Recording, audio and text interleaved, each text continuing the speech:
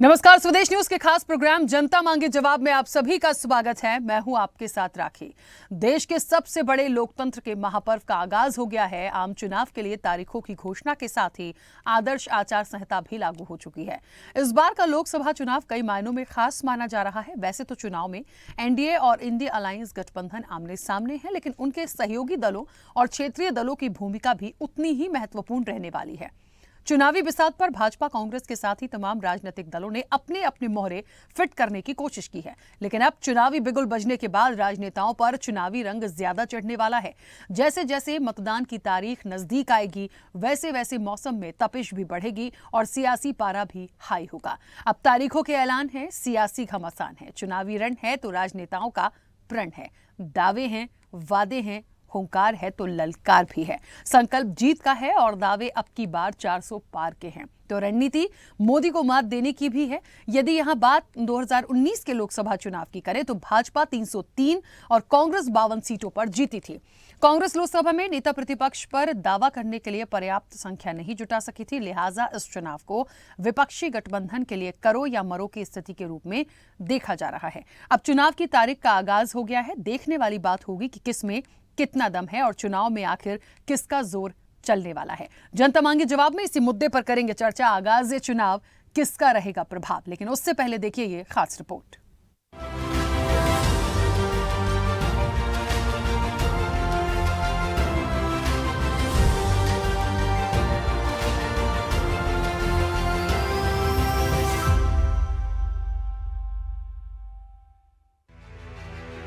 देश में लोकसभा चुनाव की तारीखों का ऐलान हो गया। अब चुनावी रणभेरी बजने के बाद सियासी पारा भी हाई होता दिखाई देगा। लोकसभा चुनाव 7 चरणों में होंगे। इसमें पहले चरण का मतदान 19 अप्रैल को होगा, तो वहीं 1 जून को 7वें चरण की वोटिंग के साथ चुनाव संपन्न होंगे, जिसके नतीजे 4 जून को आएंगे। इस बार चुनाव मुख्य तौर पर नरेंद्र मोदी के नेतृत्व वाली राष्ट्रीय जनतांत्रिक गठबंधन यानी कि एनडीए और कांग्रेस के नेतृत्व वाले इंडिया ब्लॉक गठबंधन के बीच है।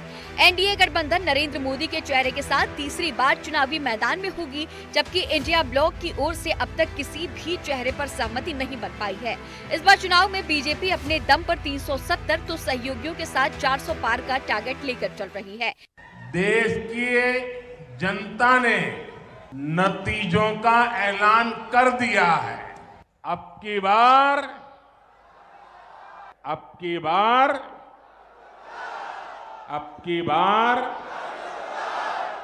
तीसरी बार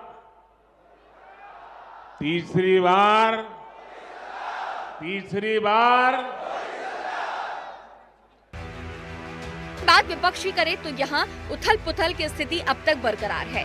कांग्रेस की ओर से राहुल गांधी की भारत जोड़ो न्याय यात्रा निकाली जा रही है। कांग्रेस और सपा के बीच तो सीट शेयरिंग को लेकर 2 लड़कों की जोड़ी चुनाव में आगे बढ़ रही है, लेकिन गठबंधन का पेच खत्म होने का नाम नहीं ले रहा। बात मुद्दों की करे तो इस बार के लोकसभा चुनाव में राम मंदिर, धारा 370, 10 सालों का कार्यकाल और विकास, परिवारवाद, भ्रष्टाचार, बेरोजगारी, जाति जनगणना आदि मुद्दों का जोर और शोर इस चुनाव में सुनाई देने वाला है। चुनाव की तारीखों का ऐलान करने के बाद पीएम नरेंद्र मोदी ने एक के बाद एक कई ट्वीट किए। पीएम मोदी ने एक्स पर पोस्ट कर दावा किया कि आज भारत के हर कोने से और समाज के हर वर्ग से एक स्वर सुनाई दे रहा है, अब की बार 400 पार। पीएम ने लिखा कि आज विपक्ष के पास न कोई मुद्दा है न कोई दिशा। पीएम के साथ बीजेपी नेता भी 400 पार का दावा कर रहे हैं, तो वहीं कांग्रेस नेता पवन खेड़ा ने कहा कि राहुल गांधी ने लगातार सड़क से संसद तक जनता की आवाज उठाई है, जिसे जनता ने बखूबी समझा है। इसीलिए जनता को हमारी 5 न्याय की गारंटी पर भरोसा है। 4 जून को रिजल्ट 400 पार। देखिए कितना सौभाग्य, यशस्वी प्रधानमंत्री के कर्मों का, उनकी आस्था का, उनकी पूजा पाठ का, प्रभु राम का आशीर्वाद कि पूरे देश को धुन लग गई कि 4 जून को 400 पार। एक करेक्ट फिगर बैठा गया। अगर आप देखेंगे तो गणित वाइज भी इतना शुभ दिन है, शुभ अंक है। लगातार सड़क से संसद तक देश के नौजवानों, किसानों, पिछड़ों, महिलाओं और दलितों और शोषितों के हितों के लिए संघर्ष लगातार किया और लोगों ने भी राहुल जी को और कांग्रेस पार्टी को बहुत नजदीकी से समझा।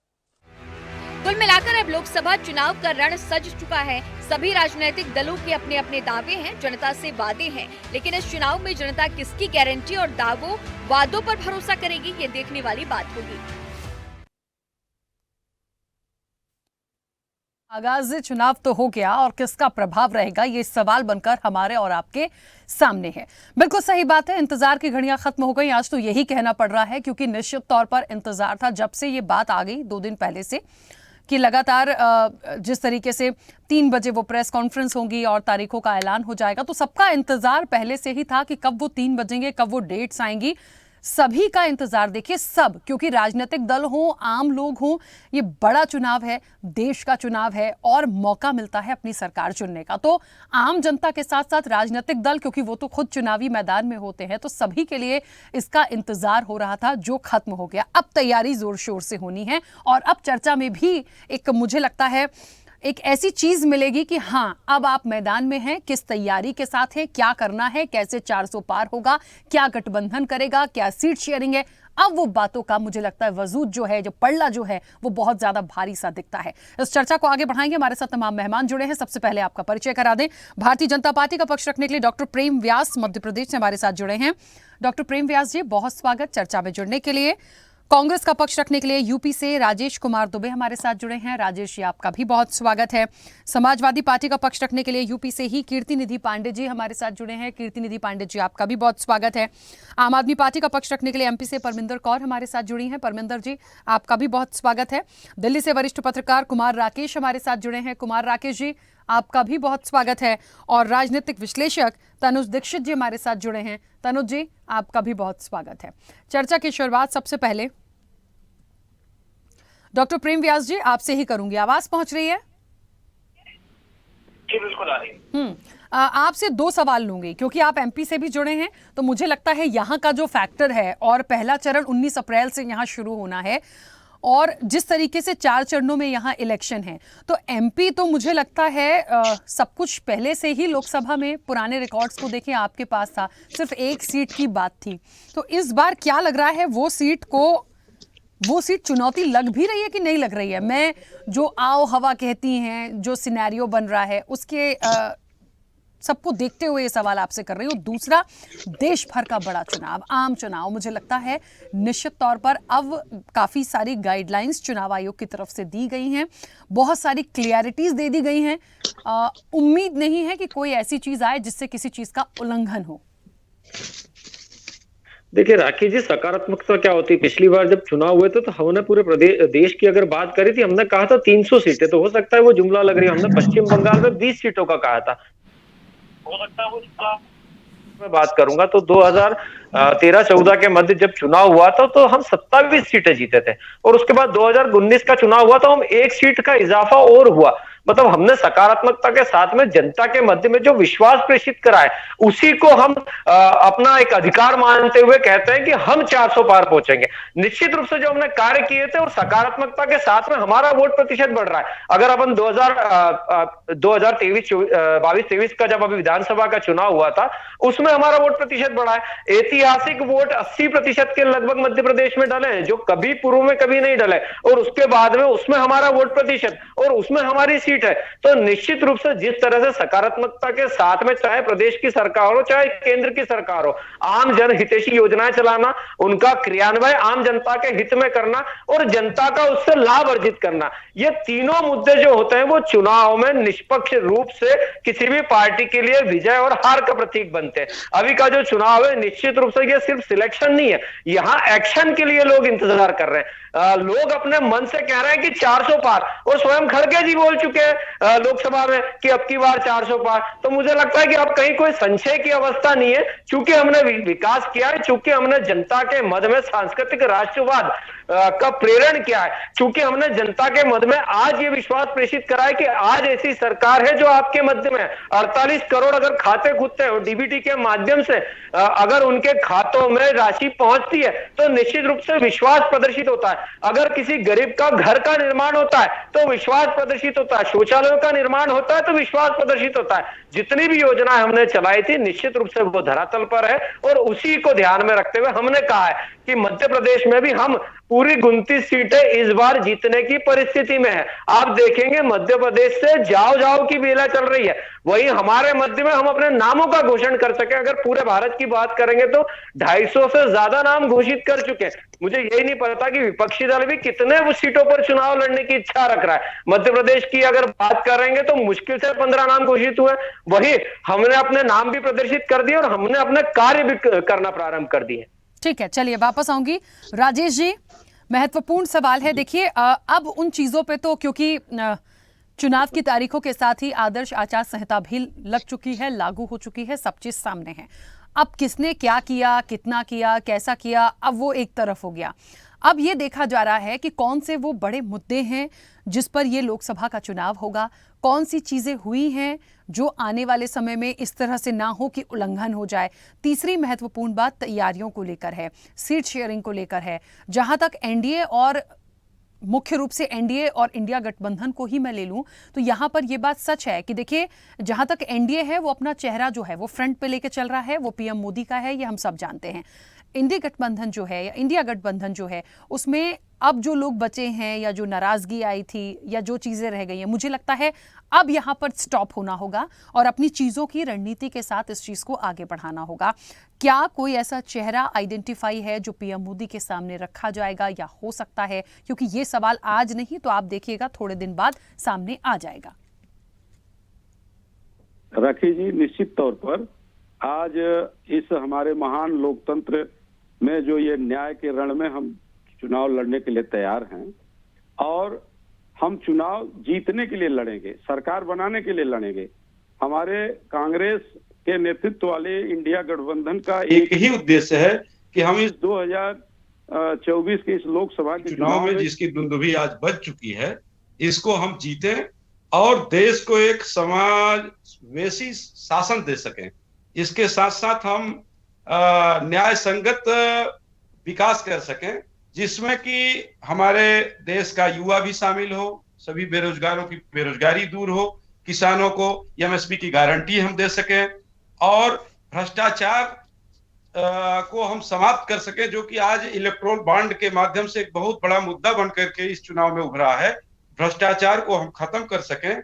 इसके साथ साथ महिलाओं के साथ न्याय हो सके, उनको सुरक्षा को लेकर के, उनके सशक्तिकरण को लेकर के, और जो हमारे ही परिवारों के बीच से लोग देश में सरकारी सेवक हैं, वो चाहे कर्मचारी के रूप में हो चाहे अधिकारी के रूप में हो, उनको भी जो वो आज पूरे देश में आंदोलनरत हैं, हमारी जहां भी प्रदेशों में सरकारें रही, आदरणीय राहुल गांधी जी के निर्देशन में, उनके मार्गदर्शन में हमारी प्रदेशों की सरकारों ने राज्य कर्मचारियों को पुरानी पेंशन देने में कामयाबी पाई। तो देश के सामने जो कर्मचारियों का ये मुद्दा है वो भी हम पूरा करने के लिए तत्पर हैं कि हमारी सरकार बनेगी तो हम देश के कर्मचारियों को पुरानी पेंशन लागू करके देंगे। तो इन्हीं सब सारे मुद्दों के साथ हम चुनाव के मैदान में हैं और जनता को अपने मुद्दे के आधार पर जनता वोट करना चाहती है। जनता अब गुमराह होने को तैयार नहीं है।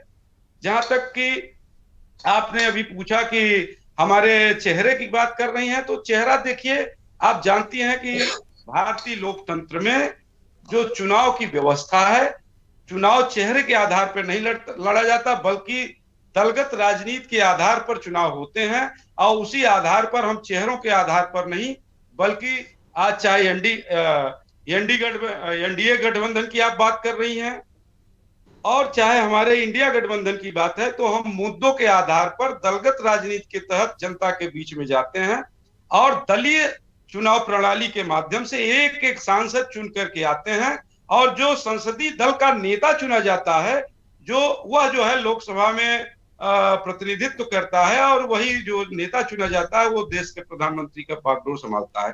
तो इन परंपराओं को अब हम एक स्वस्थ लोकतंत्र के रूप में कायम रखना चाहते हैं।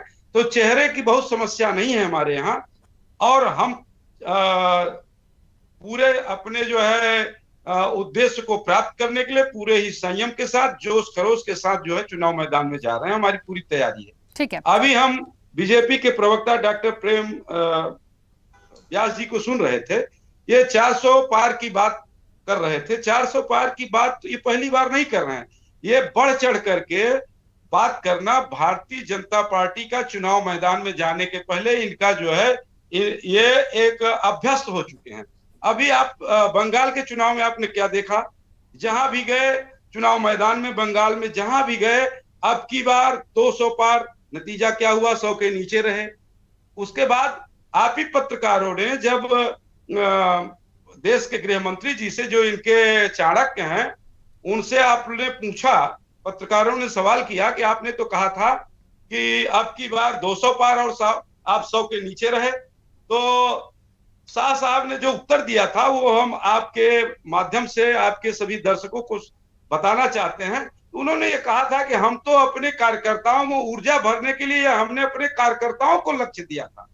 तो इसी प्रकार से चूंकि इनके कार्यकर्ता जब जनता के बीच में जाते हैं और जनता के जो ज्वलंत मुद्दे हैं उसका जब जवाब नहीं दे पाते तो वो नर्वस होते हैं, और जब नर्वस होते हैं तो पार्टी के अंदरूनी बैठकों में वो इस बात को शेयर करते हैं कि जनता के जो प्रश्न है उसका हम जवाब नहीं दे पाते और हम कितना जो है संवेदनशील बात करके और लोक लुभावन बात करके हम किस तरह से जनता के बीच में अपनी बात रख पाएंगे। ठीक है राजेश जी, मैं बीच में रोकूंगी के लिए 400 पार एक बात बहुत स्पष्ट करूंगी कि जनता का कोई लेना देना नहीं है, क्योंकि चुनाव की जो तारीखों का ऐलान हुआ है, कौन अपनी किस तरीके से तैयारी में है, आगे उसको क्या करना है, सीट शेयरिंग पे क्या होगा, उनका चेहरा क्या होगा, हम यही बातें करेंगे क्योंकि मुद्दे जो बड़े हैं उसमें बहुत सारे मुद्दे हैं। बेरोजगारी हमेशा से मुद्दा रहा है, ठीक है, भ्रष्टाचार एक मुद्दा रहा ही है, महंगाई मुद्दा रहा ही है, उसके बाद आप राम मंदिर को ले लीजिए, वो भी एक बहुत बड़ा मुद्दा बन गया इस बार इलेक्शन में। ऐसे करके बहुत सारे पॉइंट्स हैं जिस पे ये पूरा इलेक्शन हो रहा है। अब इस पर विपक्ष की क्या काट है, उनके पास क्या प्रमाण है, वो अपनी बातों को कितना सटीक जनता तक रख पाएंगे, उनके पास वो कौन सा चेहरा होगा, वो अपनी ताकत और एकजुटता का सबूत भी कैसे दे पाएंगे जो अभी तक पीछे हुआ हाल फिलहाल, ये मुझे लगता है इस पर हम चर्चा में जाएंगे। आरोप प्रत्यारोप से थोड़ा सा मैं इसलिए सबसे रिक्वेस्ट करूंगी बचिएगा, खास तौर पे इस तरह के कि उन्होंने ये कहा, इन्होंने ये कहा, वो तो बोलेंगे सर। देखिए, अमित शाह हो, पीएम मोदी हो, या राहुल गांधी हो, सोनिया गांधी हो, मल्लिकार्जुन खड़गे हो, केजरीवाल हो, कोई भी हो, अखिलेश यादव हो, आरोप प्रत्यारोप जो जहां जा रहा है उनको जैसा मिलेगा वो रिवॉर्ड देंगे। लेकिन इस वक्त फोकस किस पे करना है, क्योंकि डेट्स आ गई हैं। अब हमें जीतना कैसे है, हमें उस लक्ष्य को कैसे पार करना है, इस रणनीति के तहत काम करने की जरूरत है। कीर्ति निधि पांडे जी, मेरी आवाज पहुंच रही है? जी पहुंचे। कीर्ति निधि पांडे जी, मुझे लगता है उत्तर प्रदेश वाकई में सबसे बड़ा राज्य भी है और सबसे बड़ी बात यह भी आती है कि 80 सीटों का तो गणित जो भी होगा यहाँ से निकलेगा ही, लेकिन पूरे ओवरऑल देश के चुनाव को यदि मैं यहाँ से रखकर देखूं तो ये तो सब जानते हैं कि रास्ता यहीं से निकलता है। तो ऐसे में क्या तैयारी समाजवादी पार्टी की? अब देखिए राखी जी, आज इलेक्शन कमीशन ने तारीखों का ऐलान किया। एक लोकतंत्र का महापर्व ये तिथियों का ऐलान हुआ। समाजवादी पार्टी लगातार अपने उम्मीदवार घोषित कर रही है। समाजवादी पार्टी लगातार सभी विधानसभाओं में पीडीए पंचायतें कर रही है और पीडीए रणनीति के तहत चुनाव के मैदान में। और एक बात बहुत स्पष्ट है, इस लोकतंत्र के महापर्व में इस देश के एक एक नागरिक को, नौजवान को, किसान को, बेरोजगार को, व्यापारी को, लघु व्यापारी को, जितने छोटे मोटे उद्योग करने वाले लोगों, सबको एक अवसर है। अवसर इस बात का है कि अगर बेरोजगार रोजगार चाहता है तो 10 साल की सरकार का मूल्यांकन करेगा कि रोजगार कितना मिला। अगर किसान एमएसपी चाहता तो इस बात की गारंटी लेगा कि 10 साल में मोदी जी ने एमएसपी नहीं दिया। लघु मध्यम व्यापारी जो कोरोना काल में लगभग इस देश के अंदर 2 लाख से ज्यादा लघु उद्योग चलाने वाले व्यापारियों के जो कारोबार बंद हो गए, उनको सरकार ने क्या मदद दिया, जो आने वाली सरकार है वो क्या मदद देगी, इसकी समीक्षा करें। और इन सारी समीक्षाओं के बाद मतदान होगा। कर्मचारी इस बात की समीक्षा करेगा कि भारतीय जनता पार्टी ने पेंशन रोका है तो Congress India alliance Samajwadi party pension देने की वकालत कर रही है। पेंशन जिसको चाहिए वो समाजवादी पार्टी इंडिया अलायंस के पक्ष में मतदान करेगा। और जहां तक बात उत्तर प्रदेश की आप कर रही है, उत्तर प्रदेश में लगातार उम्मीदवार घोषित किए जा रहे हैं। हमें लगता है कि सबसे पहले उम्मीदवार समाजवादी पार्टी ने उत्तर प्रदेश में घोषित किया और ये सही है कि उत्तर प्रदेश से ही देश का रास्ता तय है। उत्तर प्रदेश में हमने सभी विधानसभाओं में पीडीए पंचायतें की, जिनके आरक्षण लूटे जा रहे हैं भारतीय जनता पार्टी की सरकार में, जिनका उत्पीड़न हो रहा भारतीय जनता पार्टी की सरकार में, जो बाबा साहब के संविधान को समाप्त करना चाहते हैं, उनको बचाने की एक बहुत बड़ी कौम एक तरफ खड़ी है। उनको लाम बंद करके इस लोकसभा चुनाव में जो 2014 में उत्तर प्रदेश से दिल्ली की सरकार में गए थे, वो उत्तर प्रदेश से ही दिल्ली की सरकार से जाएंगे और समाजवादी पार्टी और इंडिया अलायंस बहुत मजबूती के साथ उत्तर प्रदेश के अंदर चुनाव लड़ने का काम करेगी।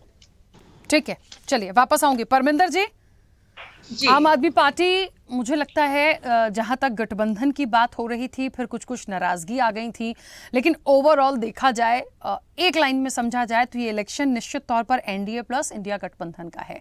कौन कितना साथ है, नाराज हो गया, अब क्या है, कैसे होगा, लेकिन मुद्दे बहुत प्रभावी होंगे। राजनीतिक रूप से देखें तो नेताओं की नोकझोंक होती रहती है।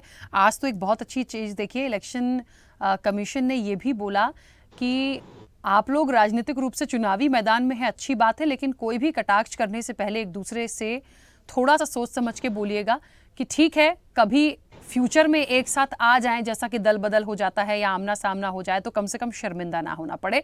ये बात इसलिए भी अच्छी लगी कि कम से कम थोड़ा सा जो शब्दों की मर्यादा होती है वो हमने देखा है कि किस लेवल तक चली गई है, तो उसको भी बनाए रखें।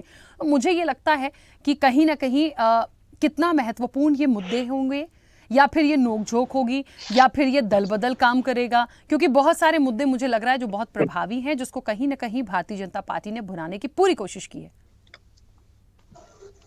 राखी जी, भारतीय जनता पार्टी ने कोशिश तो पूरी की है, पर वो अंदर से आश्वस्त नहीं है कि वो जो उन्होंने 300-400 पार का नारा दिया है, मान लीजिए उन्होंने अपने लिए बोला भाजपा 370 सीटें जीतेगी, 28 अलायंस पार्टनर्स उन्होंने लिए हैं, तो क्या उनके लिए केवल 30 सीटें?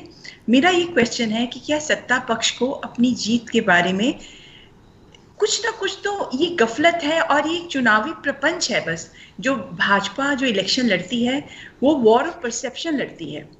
एक नारा दे दिया इतना, पर अगर आप ग्राउंड रियलिटी देखें तो बहुत अलग है।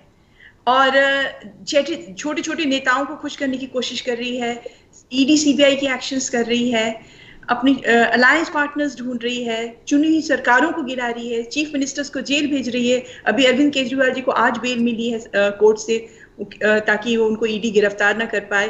तो मुझे ऐसा लगता है अगर भाजपा ने वाकई जनहित के काम किए होते तो क्या इस निम्न स्तर पर उतरकर और लोकतंत्र और संविधान को तार कर इलेक्शन जीतने की क्या वो कवायद करती? तो मुझे ऐसा लगता है कि अगर आपने बोला कि इलेक्शंस हैं और लोगों के इधर उधर जाना बना होता है, तो ये सबसे ज्यादा तो भाजपा ने विपक्ष के साथ किया है। अगर आप देखिए, एक पॉइंट पे अमित शाह जी का वक्तव्य आया था कि नीतीश कुमार जी के लिए हमारे दरवाजे हमेशा के लिए बंद हैं, और 1 महीने बाद वो उनकी पार्टी में थे और उनकी तरफ से मुख्यमंत्री बनाए गए। जिन लोगों को पर भ्रष्टाचार के आरोप लगाती है भाजपा, वही अगले महीने उनके साथ होते हैं। और अपनी जिस तरह से इलेक्टोरल बॉन्ड्स का भी हम मुद्दा ले लीजिए, जहां शीर्ष सुप्रीम कोर्ट ऑफ इंडिया के डायरेक्शंस के बाद एसबीआई को फटकार लगाने के बाद रिक्वायर्ड डॉक्यूमेंट्स मिलते हैं। अगर सरकार के पास छुपाने को कुछ नहीं है तो ऐसे स्टेप्स क्यों ले रही है जिससे उनकी बार बार सुप्रीम कोर्ट में और लोगों की नजरों में उनकी तौहीन हो रही है और उनसे उनकी जो स्टैंड है वो क्वेश्चन हो रहा है। तो मुझे ऐसा लगता है ये चुनाव आम चुनाव नहीं, एक बहुत ही ऐतिहासिक खास चुनाव है। और यहाँ पर जनता, एक जो सत्ता पक्ष और विपक्ष की लड़ाई नहीं रही है, जनता भी इसमें जुड़ेगी। और बहुत सारे ऐसे मुद्दे हैं जो कि समय, देखिए, अगर सड़कें सूनी हो जाएंगी तो संसद आवारा हो जाएगी या निरंकुश हो जाएगी। तो जहां तक इस सरकार की जो सबसे बड़ी प्रॉब्लम है कि वो ऑपोजिशन नहीं सह पाती किसी भी तरह का। रोड पे जो जैसे हमारे किसान भाई संघर्ष कर रहे हैं, तो रोडों पर कीले डाल दी कि लोगों को खेतों से गुजरना पड़ रहा है। देखिए, लोकतंत्र जिंदा ही होते हैं जब ऑपोजिशन की आवाज को मुखर होने दिया जाए। तो ये कहीं ना कहीं जिस तरह से ये सरकार चली है और लोगों को डरा कर धमका कर एक तरह से एक्सटॉर्शनिस्ट, अब आप देखिए जो भी आपकी ये लिस्ट आई इलेक्टोरल बॉन्ड्स की, जिन भी कॉर्पोरेट हाउसेस पे छापे पड़े हैं, उन्हीं इलेक्टोरल हाउसेस, उन्हीं कॉर्पोरेट हाउसेस ने आगे जाके सरकार को चंदा दिया है। तो क्या ये चंदा डरा धमका के लिया गया? तो बहुत सारी ऐसी चीजें हैं जिसकी वजह से आज सरकार कटघरे में खड़ी है। ऊपर से उन्होंने मुखौटा बहुत कॉन्फिडेंस का पहन रखा है, पर नीचे की सुगबुगाहट से वो अवगत हैं। उनको समझ आ रहा है कि जमीन इतनी आसान नहीं है। विपक्ष दिन ब दिन और स्ट्रांग होकर उभरेगा। हाँ, थोड़ा बिखरा जरूर दिख रहा था, पर ये मुद्दे जो हैं संविधान से जुड़े हुए, लोकतंत्र से जुड़े हुए, ये मुद्दे हमें विपक्ष को एकजुट करेंगे और आने वाले समय में विपक्ष एक बहुत ही स्ट्रांग उभरेगा और एक बहुत अच्छी फाइट देगा रूलिंग पक्ष को। ठीक है, चलिए तनुज जी, मुझे ऐसा लगता है इलेक्शन कमीशन ने कुछ गाइडलाइंस भी दी हैं, अमूमन हर बार होती हैं, लेकिन बहुत क्लियरिटी के साथ बहुत सारी चीज़ों को स्पष्ट किया है। दूसरी चीज़ ये, राजनीतिक दलों की क्या तैयारी होगी, ये एक अपनी जगह है, ये उनको कैसे करना है। तीसरी चीज़ होती है, सबसे महत्वपूर्ण होते हैं मुद्दे। मुझे लगता है इस बार इलेक्शन के लिए सिर्फ एक दो नहीं, कई सारे मुद्दे हैं और उस पर अलग अलग तरह से चर्चाएं हुई हैं, बातचीत हुई है। जो मतदाता है, जो यूथ है, इस बार वो भी करोड़ों की तादाद में प्लस हुआ है, यानी उनका भी अधिकार इस बार उनको मिला है अपनी सरकार चुनने का। तो क्या लगता है कि क्या कोई एक फैक्टर जो चला आ रहा है वही काम करेगा, या अलग अलग मुद्दों पे हम चले जाएं? चाहे आप राम मंदिर से शुरू करिए, जातिगत जनगणना पर हम आ जाएं, उसके बाद हम बेरोजगारी, भ्रष्टाचार, किसानों का मुद्दा, अभी हाल ही में इलेक्टोरल बॉन्ड, ये तमाम चीज़ें जो आई हैं, ये क्या संदेश देती हैं और इसका कितना प्रभाव जो है वो आप देखते हैं इस इलेक्शन में? देखिए, मैं सबसे पहले ये सोचता हूं कि सभी तरीके से, अभी जैसे आपने कहा करोड़ों नहीं, मेरे हिसाब से 82 लाख नए वोटर्स इस बार इलेक्शन में जुड़ रहे हैं। और ऐसे ही कोई चर्चा मैंने आज जो प्रेस कॉन्फ्रेंस हुई थी उसको सुनी थी। मुझे लगता है कि इस तरीके से जो नए वोटर्स हैं या जो एग्जिस्टिंग वोटर्स हैं, अभी भी जितने हैं 10 करोड़ कुछ वोटर्स के तक, 100 करोड़ कुछ वोटर्स के आसपास जो अभी हमने देखा, और जितने भी वोटर्स जो इलेक्शंस के अंदर अभी पार्टिसिपेट करने वाले हैं, तो ओवरऑल स्ट्रेटेजी बहुत सारी हर पार्टी की अलग अलग है। आज राहुल गांधी जी न्याय भारत जोड़ो यात्रा, न्याय यात्रा पर निकले हुए हैं, ने उनके अलग कुछ परसेप्शंस है। भारतीय जनता पार्टी के कुछ अलग परसेप्शंस है। आज अखिलेश यादव जी के अपने कुछ परसेप्शन है, अरविंद केजरीवाल जी के अलग परसेप्शन है। पर फोकस जो है मेजरली इन सभी पार्टीज का इस इलेक्शन के अंदर होल्ड कितना है वो मैटर करता है। आज सपा जो है पूरे राष्ट्र भर में चुनाव कितनी सीटों पे लड़ती है, वो कितनी उसका होल्ड बनेगा वो मैटर करता है। अरविंद केजरीवाल जी की जो पार्टी है, आप पार्टी, वो कितनी सीटों पे चुनाव लड़ेगी, कितनी सीटों पे उनकी एग्जिस्टेंस बनती है, वो मैटर करता है। तो देखिए, ये कहीं ना कहीं पूरे राष्ट्र भर की पार्टियां अपने कैंडिडेट्स नहीं उतार रही हैं थ्रू आउट, और इतना जब नहीं उतरता है तो बीजेपी के पास में कंसिस्टेंसी है, इसीलिए उन्होंने एनडीए और भारतीय जनता पार्टी का जो गठबंधन है वो जो है थ्रू आउट अपने इस परसेप्शन के साथ चुनाव लड़ रहा है कि अलग अलग जितने भी उनके साथ कोलैबोरेशन हुए हैं, जैसे इंडिया अलायंस की अगर हम बात करें तो आज इंडिया अलायंस गठबंधन महागठबंधन कहला रहा है। देश की तमाम पार्टियां एकजुट हो चुकी हैं, पर अभी तक अपने कैंडिडेट, जैसे प्राइम मिनिस्टर के जो कैंडिडेट है उसकी घोषणा नहीं कर पाए हैं। अभी तक आपसी उनके जो मुद्दे हैं क्लियर नहीं है। कई सारे मुद्दों पर चर्चाएं नहीं होती हैं। कई बार अखिलेश जी भी बोल चुके हैं हम गठबंधन का हिस्सा नहीं है। मैंने खुद ने उनके इंटरव्यूज में देखा, कभी वो गठबंधन का हिस्सा होते हैं, कभी नहीं होते हैं। केजरीवाल जी कभी गठबंधन का हिस्सा होते हैं, कभी नहीं होते हैं। तो देखिए, इन ऑल जब तक पार्टी एक मुद्दा लेकर नहीं चलेगी, एक गठबंधन नहीं होती, संगठित नहीं होती, और खास करके अब जब इलेक्शन की सारी डेट्स घोषित हो चुकी है, इलेक्शन की घोषणा हो चुकी है, और उस समय अगर इन लोगों के पास में मुख्य रूप से कॉन्क्रीट कोई स्ट्रेटेजी नहीं है, तो मुझे नहीं लगता कि बहुत ज्यादा लीड पार्टीज कर पाएंगी। एक प्रॉब्लम ये जाएगी। दूसरा ये है कि आज 400 पार भारतीय जनता पार्टी जाती ही नहीं जाती, उसकी श्योरिटी भी बहुत मुश्किल है, क्योंकि कहीं देखिए 370 का नारा है, पिछली बार भी बहुत 325 के आसपास का नारा था, लेकिन कुछ सीटें कम पड़ती हैं, क्योंकि जो गठबंधन उसके अलावा भी जो टिकट का वितरण होता है जो लोकसभा क्षेत्र में, वो सबका प्रभाव, क्षेत्रीय प्रभाव हर पार्टी का राजनीति के अंदर अलग अलग होता है। और ये क्योंकि एक प्रदेश के चुनाव नहीं है जो कोई एक मुद्दे पर हम चर्चा करें, ये राष्ट्र भर के चुनाव है। आज कश्मीर से, जम्मू कश्मीर से लगा करके कन्याकुमारी तक अलग अलग मुद्दे हैं और कई सारे मुद्दों में अलग अलग पार्टियां इंक्लूड है और उन पार्टीज के अलग अलग कॉन्फ्लिक्ट्स हैं, अलग अलग उसके समस्याएं हैं, उनके अलग अलग समाधान है। जरूरी नहीं कि एक ही पार्टी सभी चीजों का निराकरण कर पाएगी, लेकिन हाँ, निश्चित रूप से ये बहुत क्लैरिटी है कि भारतीय जनता पार्टी की जो सरकार है वो पूर्ण बहुमत के साथ पुनः फिर से बनेगी केंद्र में, ये हम सभी जानते हैं। लेकिन सीटें कितनी होगी, कितनी कम और होने की आशंकाएं हैं या कितनी और प्लस होने की कुशंकाओं में जो चीजें हैं, क्योंकि काफी सारे मुद्दे जो अभी हमने देखे, भ्रष्टाचार का, रोजगार का, इलेक्टोरल बॉन्ड का या अन्य और भी मुद्दे जिसपे विपक्ष सतत रूप से आरोप प्रत्यारोप करते आ रहा है, इन सब का जनता के ऊपर और खास करके मुझे लगता है जो न्यू जनरेशन है, आप देखिए न्यू जनरेशन, जो न्यू वोटर्स हैं, 82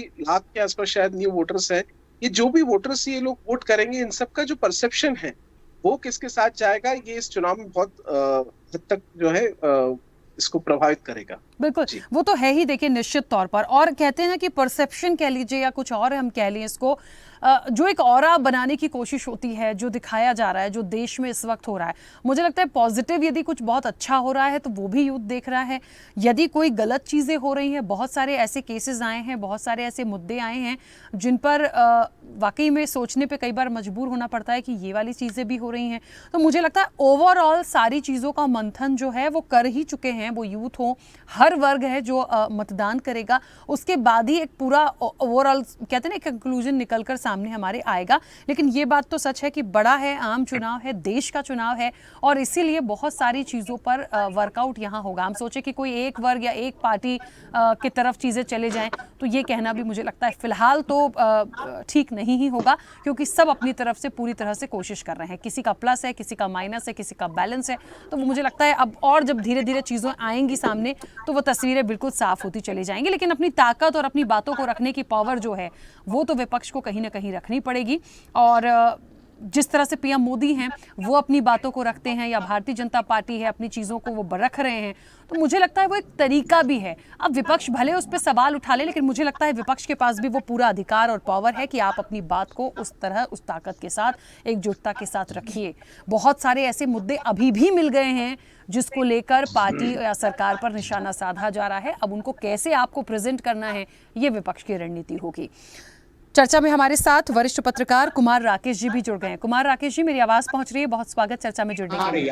आ रही है आपका। कुमार राकेश जी, इंतजार की घड़ियां खत्म हुई, ऐसा लग रहा था अभी तक तो रोज ये मुद्दे, ये झगड़ा, ये नोकझोंक, अब मुझे लग रहा है डेट्स आ गई हैं। कहते हैं ना जब कोई डेट्स आ जाती है, एक एग्जाम्पल दूसरे एग्जाम की डेट आ जाती है तो तैयारियां बड़ा पूरा कंसर्न होता है कि अच्छा इस डेट को इलेक्शन है, ये करना है, ये करना है, ये करना है, पूरी ताकत के साथ लग जाते हैं, इधर उधर नहीं देखते। फिर मुझे लगता है इस तैयारी की जिस तरह से हर सभी को ज़रूरत होगी, चाहे वो बीजेपी हो या दूसरे राजनीतिक दल हो, सभी उस फोकस के साथ उस डेट, वो जो डेट्स आई हैं सामने, इतने चरणों में चुनाव होना है, उन चीज़ों को लेके आगे बढ़ेंगे। लेकिन ओवरऑल जो कहते फाइट है वो एनडीए प्लस इंडिया गठबंधन की है। इन दोनों को बीच में रख लें, सामने रख लें, फ्रंट पे रख लें, सारे मुद्दों को रख लें जिसमें सब कुछ है, कोई एक प्रदेश की बात तो है नहीं कि बहुत सारे मुद्दे हैं, देश का इलेक्शन है। तो पूरी पिक्चर किस तरह की अभी तक आप देख पा रहे हैं और इसके बाद क्या संभावना लग रही है, कुछ इधर उधर प्रभाव जाएगा?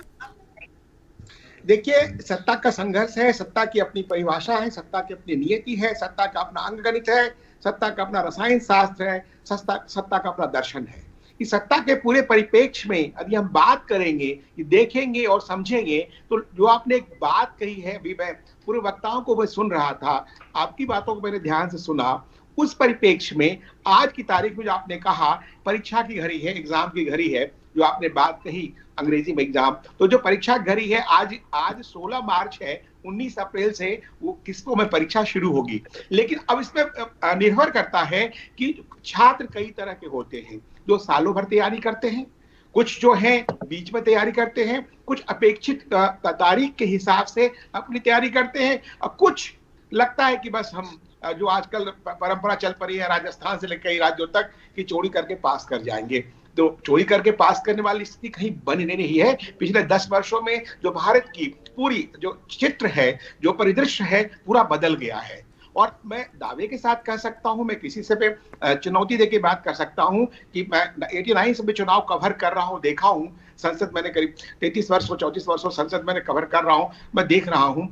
यदि 1952 से चुनाव लेके आज तक की बात करें तो 1962 में नेहरू जी के चुनाव के काल के पहले और उसके बाद जो वन नेशन वन बात हो रही है, ये पहली बार ऐसा चुनाव हो रहा है कि कोई प्रधानमंत्री विकास की बात कर रहा है। एंटी इनकम्बेंसी जो शब्द था, सत्ता विरोध, करीब करीब लुप्त प्राय सा दिख रहा है, ऐसा मुझे लग रहा है। जो विकास की बातें हैं, जो विकास हुई है, और जो आपने गठबंधन की बात कही कि भाई भाजपा बनाम गठबंधन, इंडिया गठबंधन नहीं है, INDI है, India national development inclusive alliance बोलते हैं उनके हिसाब से। तो अलायंस लास्ट शब्द जो है गठबंधन है, तो उसका सही मायने इंडी गठबंधन है। तो इंडिया को हम किसी भी तरह से हम कहीं अपमानित ना करें, ये मेरी भावना है। तो इंडी गठबंधन है, वो शाब्दिक अर्थ भी वही है। तो जो इंडी गठबंधन है, नीतीश कुमार कहाँ है उसमें? आप देखिए, लेफ्ट के साथ अलग तनाव है। ममता दीदी ने 42 सीटें घोषणा कर दी भाई, बाकी दक्षिण में देख लीजिए। तो इंडी गठबंधन जो है हाथी के दांत वाली बात हो गई है, दिखाने के रह गई, रियलिटी में मुझे कहीं नहीं दिख रहा है। कांग्रेस है, अभी भी माला जप रहे हमारे साथ लोग आ जाएंगे, अभी भी जैसे ममता जी बोल रही 42 सीटें घोषणा कर दी, आपको एक भी सीट नहीं दिया, और किन राज्यों में है। तो थोड़ा सा मैं भ्रमित हूं उनके डाटा को लेके, आंकड़ों को लेके। और लेकिन मैं साथ साथ मानता हूं कि जीवंत लोकतंत्र में सशक्त विपक्ष का होना अति आवश्यक है। लेकिन मुझे कहते हुए दुख हो रहा है कि जो विपक्ष के जो सुप्रीम जो विपक्ष कह सकते हैं, जो बड़ा विपक्ष होने का दावा करता है कांग्रेस, उसके अध्यक्ष, उसके पूर्व अध्यक्ष, वर्तमान अध्यक्ष, उसके बाद अभी जो युवा, अभी भी 55 साल के युवा हैं, जो घूम घूम के बता रहे हैं, जो भी मुद्दों की बात उठा रहे हैं, वो आधार पर नहीं उठा रहे हैं। उनको जो भी चुनौती देते हैं, जो मुद्दे, उनको डाटा देना चाहिए, उनको बताना चाहिए कि नरेंद्र मोदी सरकार ने ये गड़बड़ किया, ये सही किया। मतलब सही के लिए भी समर्थन होना चाहिए, देश के विकास के लिए, राष्ट्रीयता के लिए, और जो गलत है उसके भी विरोध होना चाहिए। वो नहीं हो पा रहा है। तो संकट इस बात का है कि आपको विपक्ष की भूमिका नहीं निभा पा रहे हैं, और जो सारे विपक्षी लोग हैं वो जो हैं, सॉरी मैं कुछ बाधा आ गई थी बीच में। तो जो विपक्ष हैं वो मतलब अपनी भूमिका निभा नहीं पा रहा है, भ्रष्टाचार से पंकित हैं सारे के सारे। तो उसको आप कैसे वकालत करेंगे? हमारी पब्लिक है, कहते हैं सब जानती है, जनता को सब पता है, सब जनता की बात करते हैं। अब जनता के पास आपका मॉडल क्या है?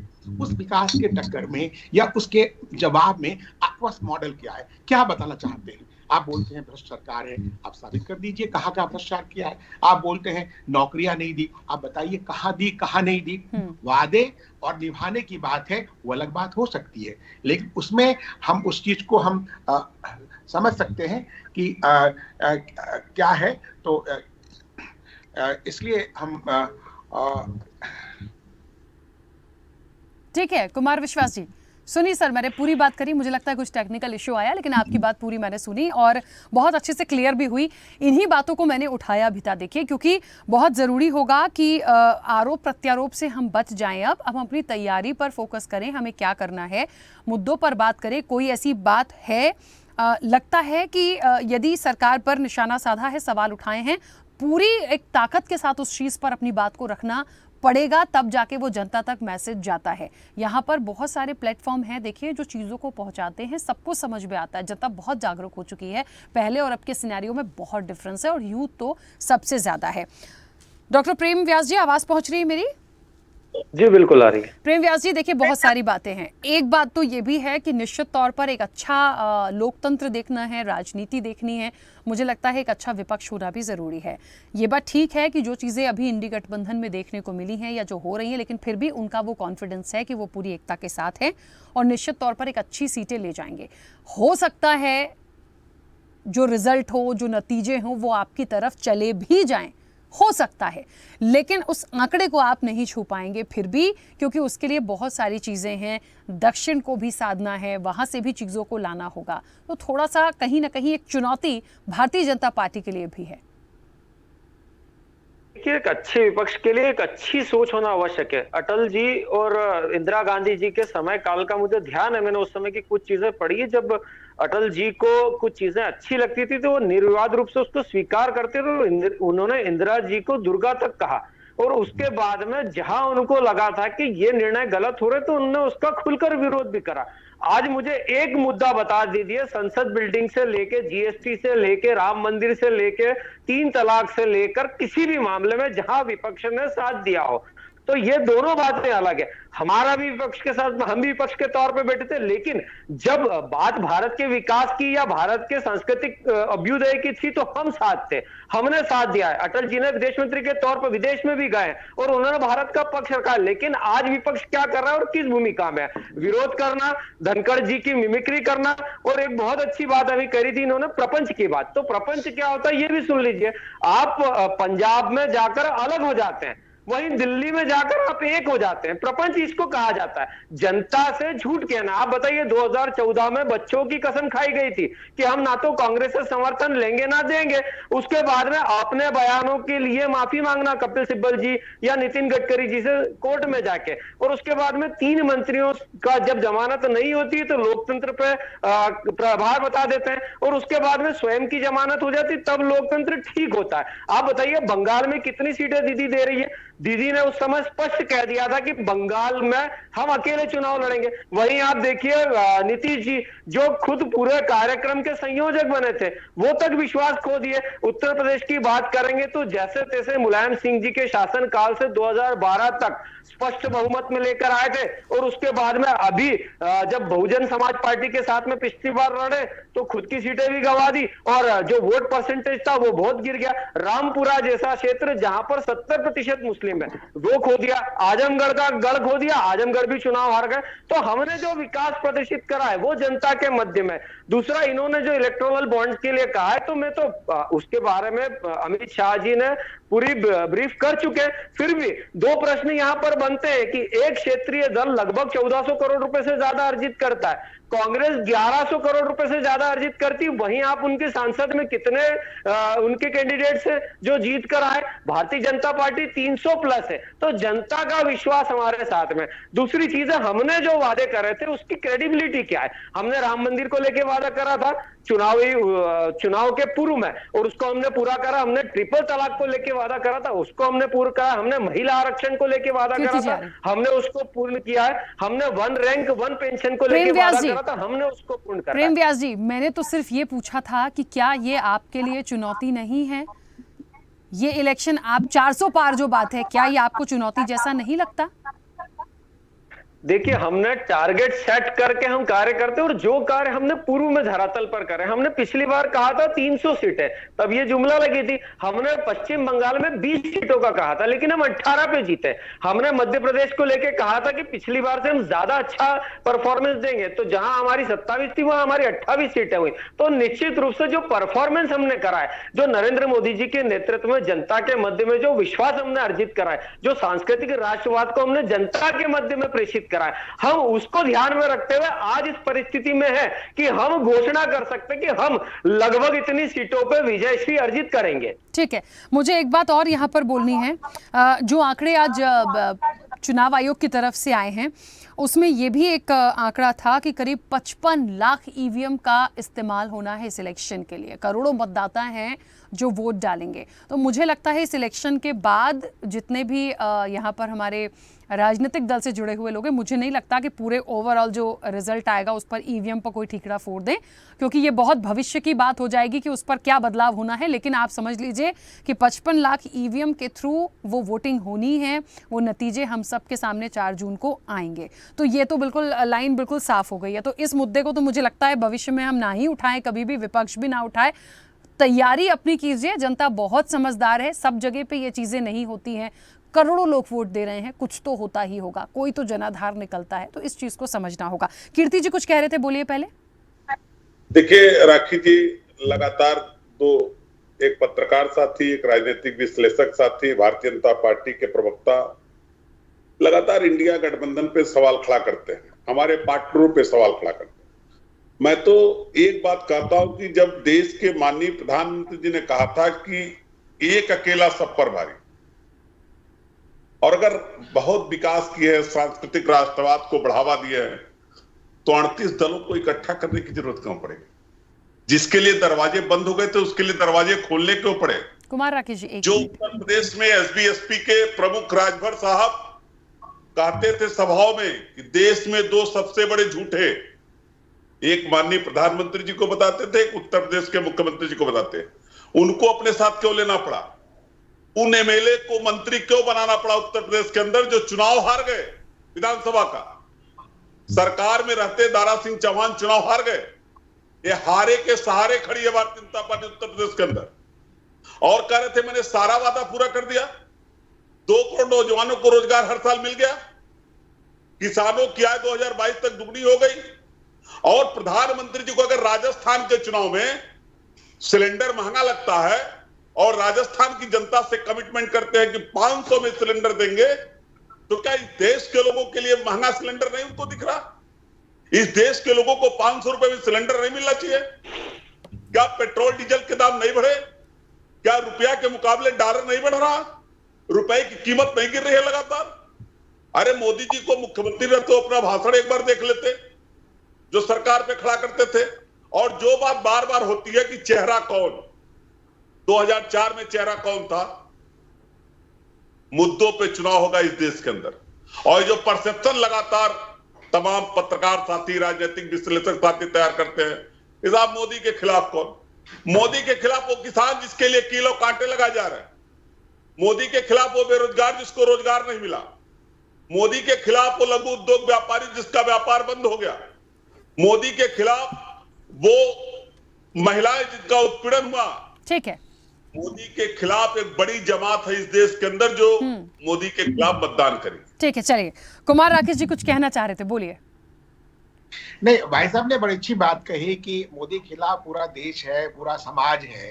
हालांकि ये काम भाजपा प्रवक्ता का है, लेकिन मैं सिर्फ फैक्ट पे बात करूंगा एक पत्रकार होने नाते कि सिर्फ फैक्ट की बात कर रहा हूँ। बाकी जो उनका जवाब है, भाई साहब ने जो बोला, शायद कांग्रेस की तरफ से बात कर रहे हैं, चेहरा कौन है उसका जवाब उन्होंने नहीं दिया, वो भाजपा प्रवक्ता उनको जवाब देंगे। सिर्फ मैं फैक्ट पे बात कर रहा हूँ कि मॉर्निंग स्टार यूएस का सबसे बड़ा न्यूज पोर्टल है, क्रेडिबल है, लगातार 4 वर्षों से विश्व का सर्वाधिक लोकप्रिय नेता हमारे भारत के प्रधानमंत्री। 2004 में चेहरा कौन था? कुछ तो रहा। अरे सर, अब 2024 है, कहा 2004 में लटके हुए हैं?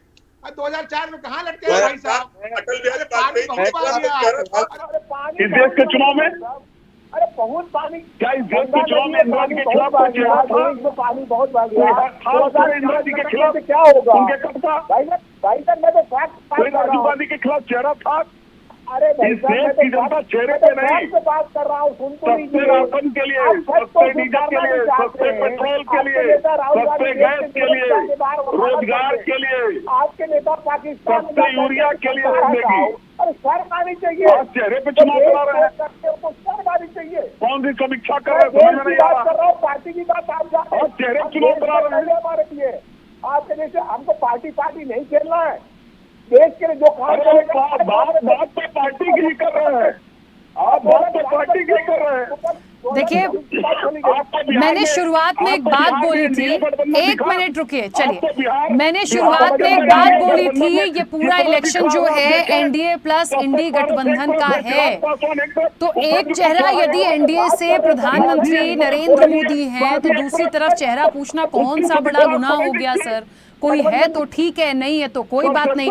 हम तो इस पूरी चर्चा में दोनों पक्षों पे बात कर रहे हैं, मुद्दों पे भी कर रहे हैं, चेहरे पे भी हम आ रहे हैं। अभी हम सीट शेयरिंग पे भी आ जाते और वक्त मिलता तो। झगड़े जैसा विषय ही नहीं है, उसको अदरवाइज मत लीजिए। सवाल है कि अगर परसेप्शन बना करके समीक्षा होगा, नहीं, ऐसा नहीं है। देखिए, सबकी अपनी राय हो सकती है, उसको अदरवाइज मत लीजिए। ठीक है, कुछ तनुज जी कुछ कह रहे हैं, प्रेम व्यास जी 1 मिनट आ रही हूँ। तनुज जी कुछ कह रहे हैं, प्लीज मैं रिक्वेस्ट कर रही हूँ। कीर्ति जी, Kumar Rakesh ji, please sir, please 1 minute शांत हो जाइए। तनुज जी भी कुछ कह रहे हैं। तनुज जी थोड़ा जल्दी से। ने कहा कि मुद्दों पर चुनाव लड़े जाते हैं। क्या मुद्दों पर चुनाव लड़ रहा है एनडीए आज जो चुनाव लड़ रहा है? मैं जानना चाहता हूँ क्या ऐसे मुद्दे हैं जो राष्ट्र के विपक्ष के नाते भारतीय जनता पार्टी के अगेंस्ट रखे जा रहे हैं? मुझे आज आप बेरोजगारी की बात कर रहे हैं, बेरोजगारी की बात करते हैं। बेरोजगारी के बाद इंदिरा गांधी जी की सरकार थी, कभी होती। जैसे जैसे आबादी बढ़ेगी राष्ट्र में नौकरियों की कमी तो आएगी, जितने शिक्षित लोग होंगे कंपटीशन उतना टफ होता जाएगा और भारत प्रोग्रेस की तरफ आ रहा है, शिक्षित लोग बढ़ते जा रहे हैं। तो हम देख रहे हैं ये सारी चीजें। अब मैं आपसे पूछता हूँ ऐसे कौन से मुद्दों पर आज पूरा इंडिया अलायंस का एक सिंगल मुद्दा बताइए। उन सबका मुद्दा ये है कि मोदी सरकार ना बने, ये उनका मुद्दा हो सकता है, लेकिन उनके बेसिक मुद्दे क्या है? ठीक है, एक मिनट, परविंदर जी कुछ कह रही हैं। हाँ बोलिए परविंदर जी। मनोज जी आ रही हूँ, एक सेकंड। राजेश जी एक सेकंड आ रही हूँ। जानना चाहता हूँ आपसे, राखी जी मुझे 2 मिनट का समय दें प्लीज। मेरा सभी से निवेदन है, सभी लोगों को भरपूर समय मैं दे रही हूँ। फिलहाल परविंदर जी कुछ बोलना चाह रही हूँ, उन्हें बोलने दीजिए। मैं ये एलिगेशन पे कि इंडिया के पास कोई मुद्दे नहीं है, आज आम आदमी की आवाज कौन उठाएगा? शिक्षा, स्वास्थ्य, महंगाई, बेरोजगारी, ये सब जनता के मुद्दे हैं। केवल 5% कॉर्पोरेट सेक्टर के लिए ये जो सरकार काम कर रही है और बाकी 60% लोगों को फ्री में अनाज देना पड़ रहा है। तो क्या एक ध्रुवीकरण कर दिया इस भाजपा सरकार ने? एक तरफ ऐसा है, मैंने देखा कुमार राकेश जी ने एक चीज बोली कि जो भी विपक्ष अपने आरोप लगा रहा है उन आरोपों को तो ये सिद्ध मुद्दे करने के लिए ये है जमीनी मुद्दे जिनके ऊपर इलेक्शन होगा। न कि एक बात बताऊं, ना तो कोई ताकतवर है ना कोई कमजोर है, आप दोनों के पास जनता है, आप दोनों को चढ़ाएगी भी जनता, उतारेगी भी जनता। तो जनता क्या चाहती है, उनके मुद्दे क्या हैं, वो कैसे खुश हो सकती है, वो क्या सोच रही है, कोई किसी का परसेप्शन नहीं बनाएगा और ना बना सकता है। मैं फिर बोल रही हूं, आप समझिए मैंने क्या बोला। बीजेपी को चुनेगी तो जनता चुनेगी, कांग्रेस को या इंडी गठबंधन को चुनेगी तो जनता चुनेगी, यहां तीसरा कोई है ही नहीं। अब हमें यह देख के काम करना है कि देश में क्या चल रहा है, क्या जनता सोच रही है, कौन से मुद्दे हैं, क्यों भारतीय जनता पार्टी लगातार इस तरह से जा रही है, क्यों सब जगह पे उनको सारी चीजों में प्लस मिलता है। मैं ये नहीं कह रही, मैंने फिर कहा कोई गठबंधन कमजोर नहीं है, लेकिन कुछ चीजें आती हैं, कोई मैसेज ऐसे आ जाते हैं जनता के बीच में जो ये मैसेज क्रिएट करते हैं या एक परसेप्शन बनाते हैं कि यार गठबंधन तो कमजोर है। वो परसेप्शन बना कि कमजोर है, लेकिन आप लोग तो ताकतवर है ना। ऐसा तो है ही नहीं कि गठबंधन पूरा ही खत्म हो गया, अभी भी वक्त है। चंडीगढ़ के चुनाव में तो दिखा रहा बीजेपी का। ठीक है राजेश जी जल्दी से अपनी बात रखिएगा, समय हो गया है। ठीक है कीर्ति जी प्लीज राजेश जी को भी बोलने दीजिए। जी नैतिकता को दांव में लगाकर केन प्रकार ने किसी भी तरह इलेक्शन जीतना है भाजपा की ठीक है नीति। परमिंदर जी ठीक है, आप सभी अपनी राजेश जी बोलिए, उस किनारे लगा के इलेक्शन जीतना चाहते हैं तो ही तो फिर जनता बताएगी। जी मुझे 2 मिनट का टाइम दें। प्रेम व्यास जी समय हो गया, मैं कोशिश करूंगी वापस आने की। जल्दी से बोलिए राजेश जी प्लीज। कि मुद्दा है और इंडिया गठबंधन जो है मजदूरों के मुद्दे पर और किसानों के मुद्दे पर और जो मध्यम वर्ग है, तो पूरे होल इंटायर मतदाता जो 97 करोड़ हैं उनका अगर आप अनुपात देखेंगे तो करीब जो है ये जो हमारा मुद्दा है वो 95 करोड़ लोगों से जुड़ा मुद्दा है। और ये चुनाव जो है, बहुत चुनाव होते रहे, ये आम चुनाव जरूर है लेकिन ये सबसे खास चुनाव है। और खास चुनाव इस बात का है कि इस चुनाव के बाद जो परिणाम आएंगे उसमें मजदूर और किसान और जो मध्यम वर्ग है उसकी सरकार बनेगी या उन लोगों की बनेगी जो अभी आपने सब सारी चर्चाओं में देखा। तो इसलिए जो है मुद्दों की कमी नहीं है और जो परसेप्शन बनाए जा रहे हैं वो मीडिया के माध्यम से बनाए जा रहे हैं, इसको जो है जनता कैसी बात करते हैं राजेश जी।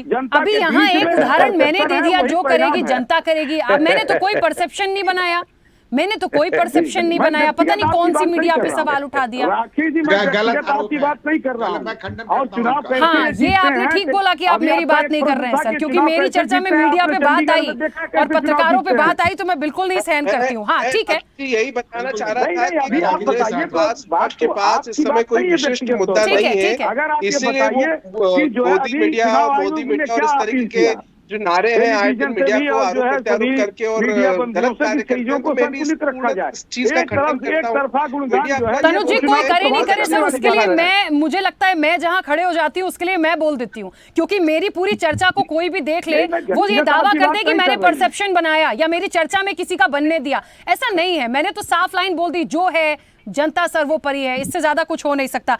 प्रेम व्यास जी, वापस नहीं आ पाऊंगी क्योंकि समय हो गया है। आप सभी का बहुत शुक्रिया इस चर्चा में जुड़ने के लिए। तो आगाज चुनाव है, किसका होगा प्रभाव ये जनता तय करेगी। सवाल जैसा है, कहीं किसी की कोई बहुत ताकत नहीं है। देखिए, सब जनता के बीच जाएंगे, वोट अपील करेंगे, मुद्दों पर बात करेंगे। इंडी गठबंधन को लगता है हमारे पास बहुत बातें हैं, तो बहुत अच्छी बात है, आप पहुंचाइए। यदि भारतीय जनता पार्टी को लगता है कि हम 400 पार जाएंगे तो ठीक है, क्या वो चुनौती नहीं है? कैसे जाएंगे वो भी तो आपको देखना पड़ेगा, कैसे जाएंगे? एक जगह से तो नहीं होगा, पूरा साउथ रखा है। तो मुझे लगता है चुनौती दोनों के लिए है। परीक्षा की घड़ी तो परीक्षा की घड़ी ही होती है। अब इसमें कौन पास और कौन फेल होगा, इसकी निर्णायक सिर्फ जनता होगी। फिलहाल चर्चा में इतना ही। बने रहिए स्वदेश न्यूज के साथ। सबसे पहले देश।